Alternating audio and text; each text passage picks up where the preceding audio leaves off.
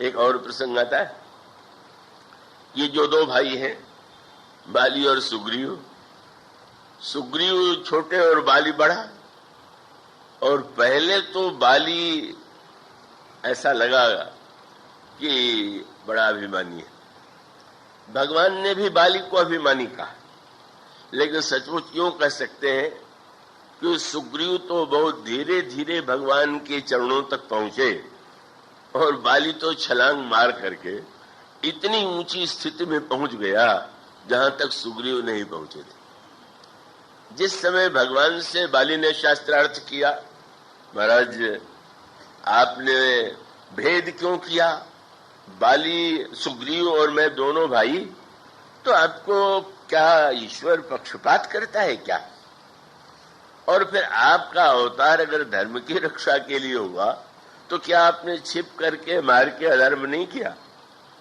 भगवान ने उसका उत्तर दिया। उसकी व्याख्या करें तो थोड़ा बहुत लंबी व्याख्या हो जाएगी, पर भगवान के वाक्यों को सुनकर के बाली परास्त हो गया। बाली को लगा कि प्रभु ने बता दिया कि वस्तुतः मैं झूठे बहाना बना रहा हूं, और तब बाली का हृदय अत्यंत कोमल हो गया और विनम्र वाणी से उसने ये कहा कि प्रभु, पहले मैं धर्म की दुहाई दे रहा था तो आपने तो ठीक उत्तर दे दिया कि अगर तुम धर्म की दुहाई दोगे तब तो तुम्हारा मारना आवश्यक है। क्यों? अगर मैं अधर्म मिटाने के लिए आया हुआ हूं, धर्म की रक्षा करने के लिए आया हूं, तो तुम जैसा अधार्मिक जिसने अपने छोटे भाई की पत्नी को इस प्रकार से हरण कर लिया, उसको मारना मेरा धर्म के अनुकूल है। और तुम जब ये कहते हो कि मैंने छिप करके मारा, तो ये तो सत्य नहीं है। मैं तो छिपना नहीं चाहता था, मैं तो तुम्हें दिखलाना चाहता था, तुम तो देखना नहीं चाहते थे। और ठीक है, क्या सूर्य में शक्ति है क्या कि वो आपको अपने आप से छिपा ले?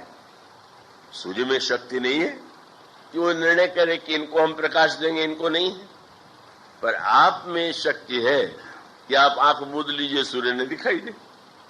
सूर्य आपको वंचित नहीं कर सकता, लेकिन आप सूर्य को देखने से बच सकते हैं। भगवान का अर्थ है, तुम कह रहे हो मैंने छिप के मारा, क्या ये सच है क्या? मानो भगवान का संकेत ये था, भला तुम सोचो, जब तुम सुग्रीव की चुनौती पर लड़ने के लिए चले और तुम्हारी पत्नी ने सावधान किया, क्या बताना चाहते थे कि अगर मैं वहां न होता तो मुझे कैसे पता चलता है कि तुम्हारी पत्नी ने तुमसे क्या कहा? मानो लड़ने से पहले मैं तुम्हारे यहां पहुंच गया था और तुम क्या समझते हो कि तुम्हारी पत्नी स्वयं उपदेश दे रही थी? मैं ही उसकी वाणी से तुम्हें सावधान कर रहा था। लेकिन तुम तो अभिमानी इतने हो कि हंसने लगे, तुम बड़ी नासमझ हो। तुम वस्तुतः देखना चाहते ही नहीं थे। फिर जब तुमने सुग्रीव पर प्रहार किया और मैंने बाण नहीं चलाया, तो भी ये दूसरी सूचना थी।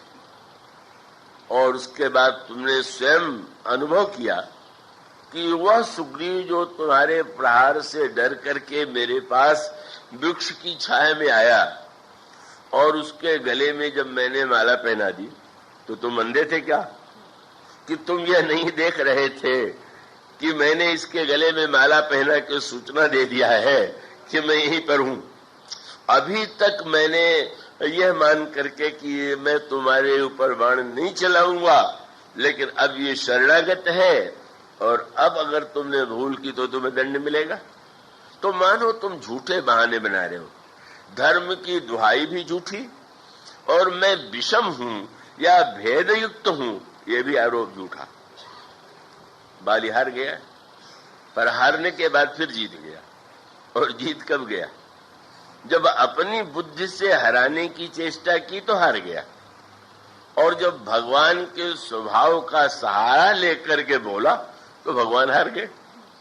उसने तुरंत भगवान से यही कहा, भले प्रभु सुनो राम स्वामी समन सन चलन चातुरी मोर।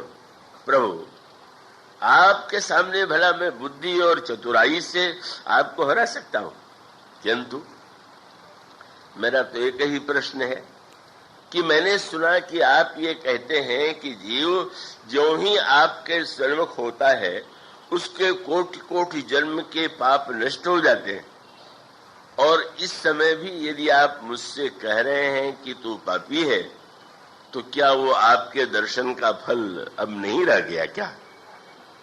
सुना प्रभु ने हार मान लिया, बाल के सिर पर हाथ रख दिया और हाथ रख करके कहा, अब तुम जीवित रहो, तो मैं चाहता हूं मैं तुम्हारे प्राण की रक्षा करने के लिए व्यग्र हूं। पर धन्य वाली, उस बाली ने भी तुरंत प्रभु के इस प्रस्ताव को, उसने ये कहा कि प्रभु जब आप ये कह रहे हैं कि शरीर को मैं तुम्हें वरदान दे करके तुम्हारे शरीर को अमर बना दूंगा, तो इससे लगता है कि आप मुझसे थोड़ा रुष्ट हैं, और प्रसन्न है तो पूरे प्रसन्न नहीं। क्यों? बहुत सुंदर बात उन्होंने कही। बाली ने कहा, प्रभु का जब कोई व्यक्ति कोई वृक्ष लगाता है तो वो वृक्ष जो है इसीलिए लगाता है, और वृक्ष को कोई प्रारंभ में पशु चर न ले, उसको नष्ट न कर दे, तो वृक्ष के आसपास जो पेड़ लगाने वाले हैं वो कुछ कटीले, ऐसा चाहे तार लगा दें, चाहे कोई ऐसा, इसलिए कई वन में घास होती है जो कटीली होती है, उसको लगा देते हैं। तो कटीले घास का उपयोग यही है कि वो जो है वृक्ष जो है उसकी रक्षा करे, और उसका महत्व है। उस कांटे का, उस कटीले बाढ़ का बड़ा महत्व है, क्योंकि वृक्ष को बचाता है। किंतु प्रभु, मानो उन्होंने, बाली ने कहा कि ये शरीर जो है ये कांटेदार वृक्ष है, तो शरीर का जो कांटेदार वृक्ष है वो बड़ा उपयोगी। कब? कि जैसे कांटेदार वृक्ष जो है अलग तो उपयोगी नहीं है, पर जब वृक्ष की रक्षा करता है तो उपयोगी। तो इसी प्रकार से भगवत भजन का जो वृक्ष है उसके लिए ये शरीर कांटेदार, उसकी रक्षा करते रहे तो ठीक। पर ये तो बताइए कि अगर कोई व्यक्ति कांटे को इतना महत्व दे दे कि वृक्ष को ही काट करके उस कांटे के चारों ओर उसकी बाड़ लगावे, तो उसे क्या कहेंगे? तो प्रभु, अस कवन सठिहट मोहि जानी अति अभिमान बस, प्रभु कहु राखु शरीर ही, अस कवन सठ हठ काट सुरतरु, बारी करी बबूरही। बबूल का कांटेदार वृक्ष, क्या उसकी रक्षा के लिए कल्पतरु की बाड़ लगाई जाएगी क्या? और इसलिए प्रभु, मुझे नहीं चाहिए शरीर, नहीं चाहिए प्राण। कितना दिव्य अवसर है, आप मेरे सामने हैं, जिसका नाम स्मरण आवे इसके लिए मुनि अभ्यास करते हैं, और वो प्रभु मेरे सामने आप खड़े हैं। इससे बढ़कर के कोई सौभाग्यशाली मृत्यु हो सकती है? और सचमुच एक क्षण में वो अहमता से और ममता से मुक्त हो गया। देहाभिमान से मुक्त होना बड़ा कठिन, पर बाली मुक्त हो गया। और दूसरी ममता बड़ी कठिन। तो भगवान ने जब कहा कि तुम जीवित रह के भी तो मेरी सेवा कर सकते हो, तो क्या सेवा का महत्व तो कम है क्या? तो बाली ने कहा, प्रभु मैं सेवा भी करूंगा। क्या? अंगद को बुला लिया और कहा कि महाराज, ये तो मेरा पुत्र है, और शास्त्र कहते हैं कि आत्मा वही जायते पुत्र। पुत्र जो है वो तो पिता की आत्मा है, तो इसके रूप में मैं आपकी सेवा करूंगा। क्यों भाई, तुम सेवा न करके पुत्र के रूप में क्यों करना चाहते हो? तो बड़ी सुंदर बात बाली ने कही कि यह तनय मम सम विनय बल, ये पुत्र मेरे ही समान बलवान है और बड़ा विनम्र है। बड़ी मीठी बात कह दी। बलवान तो मैं था, पर विनय नहीं, और जो विनयी नहीं है वो सेवा कर नहीं सकता।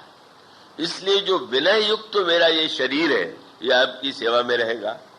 और साथ साथ बाली ने प्रभु से अनुरोध किया, गही बाह, जरा आप इसकी बाह को पकड़ लीजिए। कितनी चतुराई की बात कही। आपके घर में कोई महापुरुष आवे तो आप कहेंगे महात्मा जी के चरण पकड़ो, बाली कह सकता था अंगद से भगवान के चरणों को पकड़ लो, पर बाली ने भगवान से कहा आप अंगद का हाथ पकड़ लीजिए। और इसका अर्थ क्या, प्रभु जीव आपके चरणों को पकड़े तो न जाने कब छोड़ दे, पर आप अगर किसी की भुजा पकड़ ले तो आप तो छोड़ेंगे नहीं। ममता को भगवान के हाथों में दे दिया, अहमता को प्रभु के चरणों में सौंप दिया, और राम चरण दृढ़ प्रीति कर बाली कीन तनु त्याग, सुमन माल जिमि कंठ ते गिरत न जाने उनाम। मुक्त हो गया, राम बाल निज धाम पठावा। और इसका तात्पर्य है, इसका अभिप्राय यह है कि शरीर को कहीं शास्त्रों में निंदा की गई, कहीं शरीर की प्रशंसा की गई, कहीं शरीर को अनित्य बताया गया, कहीं शरीर को समुद्र बताया गया, कहीं शरीर को जहाज बताया गया। और इसका एक ही तात्पर्य है कि शरीर का हम उपयोग क्या कर रहे हैं, महत्व तो इसका है। आप शास्त्र में शरीर की निंदा पढ़ करके शरीर की निंदा करने लग जाए तो ये तो कोई बुद्धिमत्ता की बात नहीं है। इसलिए यहां संकेत यही था, बंदर अब व्याकुल हो गए थे कि हम शरीर छोड़ दें, और उस समय मानो संपाति के रूप में जब यह स्वर सुनाई पड़ा कि मैं खा जाऊंगा, तो व्याकुल क्यों हो गए। का अर्थ है कि शरीर की ममता कहीं न कहीं मन में भीतर थी, ऊपर से कह रहे थे लेकिन कहीं न कहीं ममता थी। वो व्यंग में कहा जाता है ना कि बुढ़िया सिर पर गट्ठर लगे हुए, उसने कष्ट के मारे, गरीबी के मारे ढो रही थी, पटक दिया और यही कहा कि मृत्यु हमें उठा ले तो बहुत अच्छा है। स्वयंराज सामने आ गए तो बोले तुमने क्या कहा, बोले लकड़ी का गट्ठा उठा दीजिए। मानो कह रही थी आप उठा लीजिए, लेकिन वो शरीर की ममता। तो उसका फिर परिणाम हुआ कि गीध और ये जो दोनों गीध हैं, संपाति और जटायु, यही एक महान सत्य है। और उसमें सूत्र साधना का विद्यमान, और वो सूत्र यही है कि जटायु ने भगवान राम के कारण शरीर का त्याग कर दिया, और त्याग कर दिया तो हरिपुर गयऊ परम बड़ भागी, उससे बढ़कर के भाग्यवान कौन हो सकता है। मानो शरीर अगर भगवान के कार्य में